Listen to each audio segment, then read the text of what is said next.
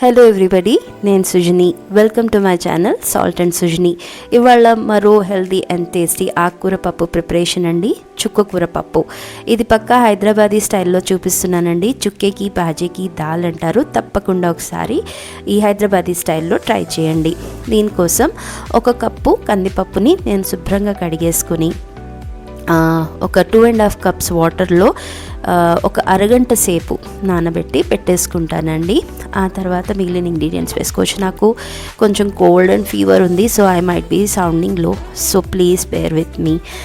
Okay, ఇది అరగంట నానింది. ఇప్పుడు దీంట్లో టొమాటోస్ ఎక్కువ వేసుకోవాలండి. ఒక 3 చాప్డ్ టొమాటోస్, ఇంకా పచ్చిమిర్చి paste 1 teaspoon, 1 teaspoon అంతా అల్లం వెల్లిపాయ పేస్టు, అలాగే కొంచెం పసుపు, ఒక 1/2 టీ స్పూన్ అంతా, కొంచెం 1 టీ స్పూన్ అంత నెయ్యి, 1 టీ స్పూన్ అంత ఉప్పు, ప్లస్ ఒక 150 నుంచి 200 గ్రాముల వరకు ఉంటుందండి చుక్క కూర.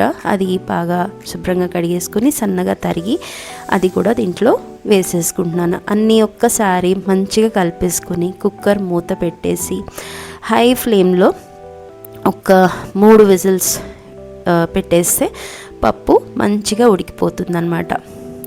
పప్పు ఇలా మంచిగా మెత్తగా ఉడికిపోయింది చూడండి. దీన్ని ఒక్కసారి పొటాటో మ్యాషర్ తోటి అన్నీ బాగా కలిసేటట్టు నేను ఒక్కసారి మ్యాష్ చేసేసుకుంటున్నాను. నాకు ఇక్కడ కన్సిస్టెన్సీ కూడా కరెక్ట్గా సరిపోయిందండి. ఇదిగోండి, ఇది ఇంకొంచెం థిక్ అవుతుంది కొంతసేపు అయితే, అంటే చల్లారే కొద్దీ. నాకు ఈ కన్సిస్టెన్సీ ఉంటే చాలు. ఇంకిప్పుడు కావాల్సినంత ఉప్పు కూడా నేను అడ్జస్ట్ చేసేసుకొని దీన్ని నేను సర్వింగ్ బౌల్లోకి ట్రాన్స్ఫర్ చేసేసుకుంటున్నానండి. మీద నుండి తాలింపు పెట్టుకుందాము. దీనికోసం కొంచెం పల్లి నూనెలో కొంచెం 1 టీ స్పూన్ అంత జీలకర్ర, 1/2 టీ స్పూన్ అంత మెంతులు వేసి మంచిగా దోరగా వేయించుకోవాలి. చాలా బాగుంటుందండి, లైట్గా పుల్లగా, అండ్ మరీ గోంగూర అంత పులుపు ఉండదు, కానీ చాలా మంచి టేస్ట్ ఉంటుంది. తప్పకుండా ట్రై చేయండి. దీంట్లోనే కొన్ని ఎండుమిరపకాయలు అంటే కొంచెం ఎక్కువ వేసుకోవాలి, అలాగే కొంచెం వెల్లుల్లి క్రష్ చేసి వేసేసుకున్నాను. సో ఇవి మంచిగా దోరగా, ఇంకా కరివేపాకు కూడా వేసుకున్నాను, దోరగా వేయించేసుకొని 1/2 టీ స్పూన్ అంత ఇంగువ వేసేసి మంచిగా కలిపేసుకొని లాస్ట్గా నేను పేరుకి వేస్తున్నానండి. కారంతో సంబంధం లేదు, కలర్ కోసం వేస్తున్నాను. ఆల్రెడీ పచ్చిమిర్చి పేస్ట్ మనము కుక్కర్లోనే వేసేసాము మీకు పప్పుకి సరిపడా కారం వచ్చేటట్టు. సో ఇది జస్ట్ ఫర్ కలర్, మీరు కావాలంటే స్కిప్ చేసుకోవచ్చు. చాలా బాగుంటుందండి. వేడివేడి అన్నంలో నెయ్యి వేసుకొని తింటే సూపర్ ఉంటుంది. ఆగండి, ఇంకా అయిపోలేదు. ఏదైనా పప్పుతోటి కాంబినేషన్గా ఒక పచ్చిమిర్చి రెసిపీని నేను చూపిస్తున్నాను, అది కూడా ఒకసారి ట్రై చేయండి.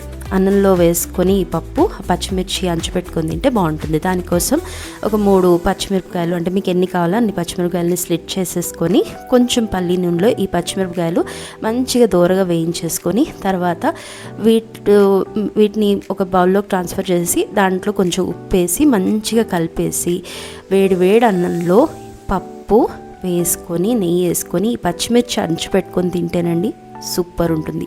Thank you for watching.